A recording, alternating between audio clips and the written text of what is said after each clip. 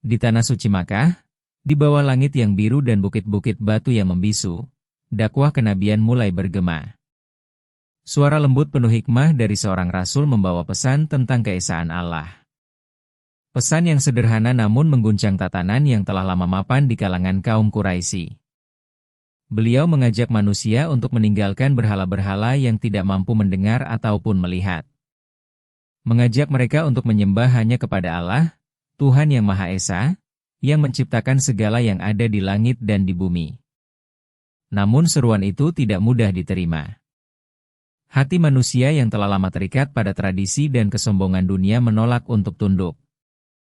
Mereka yang hidup dari kesesatan merasa terusik oleh kebenaran. Nabi Muhammad berdakwah dengan sabar. Beliau tidak pernah membalas caci maki dengan kemarahan. Tidak pula menjawab hinaan dengan kebencian. Setiap kata yang keluar dari lisannya adalah kelembutan yang menembus hati, mengingatkan manusia agar kembali kepada fitrahnya. Namun, bagi kaum Quraisy, kelembutan itu terasa seperti ancaman. Mereka khawatir kehilangan pengaruh, kehilangan kedudukan, kehilangan kuasa yang selama ini mereka nikmati dari penyembahan berhala. Maka mereka bersepakat untuk memusuhi Rasulullah dan orang-orang yang beriman kepadanya. Ketika mereka tidak mampu menyentuh beliau secara langsung karena nama baik dan kejujuran beliau yang sudah diakui oleh semua orang, mereka melampiaskan kebencian itu kepada para pengikutnya.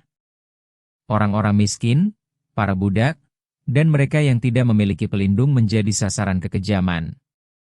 Mereka disiksa di tengah panas padang pasir, dirantai, dijemur tanpa air, dan dipaksa untuk meninggalkan keimanannya. Namun iman tidak bisa dibunuh oleh panas, tidak bisa dihapus oleh cambuk, dan tidak bisa dilenyapkan oleh ketakutan. Di antara mereka ada yang tetap teguh seperti batu karang di tengah gelombang, memegang erat kalimat tauhid meski tubuhnya remuk oleh kekejaman manusia. Salah satu dari mereka adalah keluarga kecil yang bernama Yasir, Sumayyah, dan putranya Ammar. Mereka bukan orang kaya, tetapi hati mereka penuh cahaya iman. Ketika Abu Jahal menyiksa mereka dengan kejam, mereka tetap tidak mengucap selain nama Allah. Sumayyah, seorang wanita lemah dari sisi dunia, justru menjadi sosok tangguh di sisi langit. Ia menjemput kematian dengan senyum, karena yakin bahwa yang menunggunya adalah kebahagiaan abadi. Begitulah, penderitaan mereka menjadi bukti bahwa iman bukan sekadar kata, tetapi pengorbanan. Di tengah tekanan yang semakin keras, kaum Quraisy mencoba berbagai cara untuk menghentikan dakwah. Mereka meminta Rasulullah berhenti berdakwah dengan imbalan harta, kedudukan, bahkan kekuasaan. Namun beliau menolak dengan tenang. Baginya, tugas itu bukan untuk mencari kehormatan dunia, tetapi untuk menyampaikan kebenaran dari Allah. Ketika bujukan tidak berhasil, ancaman dan fitnah pun dilancarkan. Abu Lahab, paman Rasul sendiri, menjadi salah satu penentang paling keras. Ia memutus hubungan keluarga, menghasut masyarakat agar menjauhi beliau, bahkan memerintahkan putra-putranya untuk menceraikan putri-putri Rasul. Dalam kesedihan itu, beliau tetap tegar. Karena bagi beliau, cinta kepada Allah lebih besar daripada kehilangan apapun di dunia ini. Meski demikian, di tengah gelapnya tekanan, masih ada cahaya kasih sayang dari paman beliau yang lain, Abu Thalib. Meskipun belum memeluk Islam, hatinya dipenuhi cinta dan penghormatan kepada keponakannya. Ia melindungi Rasul dengan segala daya dan pengaruh yang dimilikinya. Dengan penuh kebijaksanaan, ia menenangkan para pemimpin Quraisy dan berkata, Muhammad adalah keluarga kami, dan kami tidak akan membiarkannya disakiti. Kata-kata itu menjadi tameng bagi Rasulullah dari banyak bahaya. Namun ketenangan itu tak bertahan lama. Penindasan terhadap umat Islam terus meningkat. Maka Rasulullah memohon petunjuk kepada Allah agar umatnya mendapat tempat yang aman untuk beribadah. Lalu datanglah perintah agar sebagian kaum muslimin berhijrah ke negeri yang jauh, negeri yang dikenal sebagai Habasyah, yang kini disebut Ethiopia.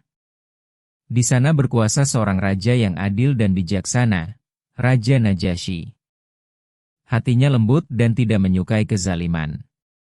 Maka berangkatlah rombongan pertama yang terdiri dari 15 orang. Di antara mereka ada Utsman bin Affan dan istrinya Ruqayyah, putri Rasulullah.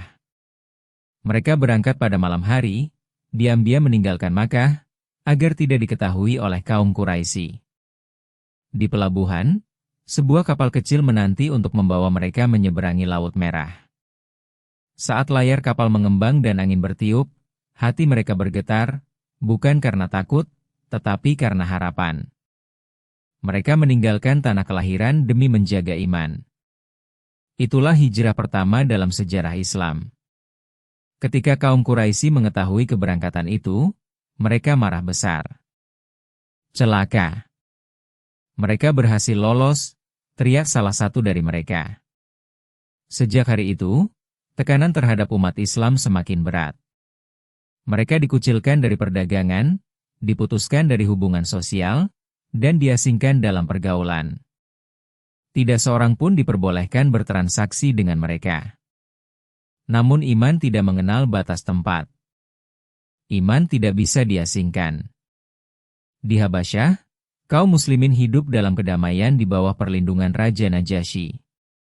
Mereka beribadah dengan tenang, menyebarkan kasih, dan membuktikan bahwa Islam membawa kedamaian bagi siapapun. Kaum Quraisy yang tidak senang mendengar kabar itu mengirim 2 utusan untuk menggoyahkan hati sang raja. Mereka membawa hadiah yang banyak, mencoba membujuknya agar mengusir kaum muslimin. Namun kebohongan tak mampu berdiri di hadapan kebenaran. Raja Najasyi memutuskan untuk mendengarkan langsung dari kedua pihak. Maka berdirilah Ja'far bin Abi Thalib sebagai wakil kaum muslimin. Dengan tutur kata yang lembut dan wajah yang tenang, ia menjelaskan apa itu Islam. Ia berbicara tentang bagaimana Islam mengajarkan kejujuran, kasih sayang, menghormati orang tua, dan menolak menyembah selain Allah. Ketika ia membacakan bagian dari kisah Maryam dan putranya Isa, air mata mengalir di wajah Raja Najasyi. Ia berkata, "Apa yang kalian bawa dan yang kami imani berasal dari sumber yang sama." Sejak saat itu, kaum muslimin di Habasyah hidup aman dan tenteram. Namun di Makkah, ujian belum berakhir. Rasulullah dan para sahabat yang masih bertahan di sana terus menghadapi hinaan dan kekerasan. Setiap langkah mereka diawasi, setiap ibadah mereka diganggu. Suatu hari, ketika Rasulullah sedang sujud dalam sholat di dekat Ka'bah, Abu Jahal dan para pengikutnya datang membawa kotoran hewan, lalu meletakkannya di punggung Rasul yang sedang bersujud. Beliau tetap dalam posisi sujud, tidak beranjak, hingga putrinya Fatimah kecil datang membersihkan punggung ayahnya sambil menangis. Dalam kelembutan air matanya, tersimpan kekuatan besar, cinta seorang anak kepada ayah yang sabar dan tabah dalam kebenaran. Begitulah, di tengah penghinaan yang luar biasa, beliau tetap mengajarkan kasih, bukan kebencian.